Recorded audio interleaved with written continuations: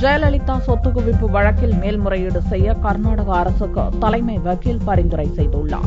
சொத்து குவிப்பு வழக்கில் பெங்களூர் தனி நீதிமன்றம் ஜெயலலிதாவுக்கு வழங்கிய 4 ஆண்டுகள் சிறை தண்டனையை கர்நாடக உயர்நீதிமன்ற நீதிபதி குமாரசாமி ரத்து செய்து கடந்த 11ஆம் தேதி தீர்ப்பளித்தார். இந்த தீர்ப்பை எதிர்த்து உச்சநீதிமன்றத்தில் கர்நாடக அரசு மேல்முறையீடு செய்ய வேண்டும் என தமிழகத்தைச் சேர்ந்த கட்சிகள் வலியுறுத்தி வந்த போதிலும் இது தொடர்பாக எந்த முடிவையும் கர்நாடக அரசு எடுக்கவில்லை. கர்நாடக உயர்நீதிமன்றத்தில் மேல்முறையீட்டு விசாரணையின் போது அரசு தரப்பு வக்கீலாக செயல்பட்ட PV ஆச்சார்யா உச்சநீதிமன்றத்தில் மேல்முறையீடு செய்ய கர்நாடக அரசுக்கு பரிந்துரை செய்து 4 தினங்களுக்கு முன் கடிதம் அனுப்பினார்.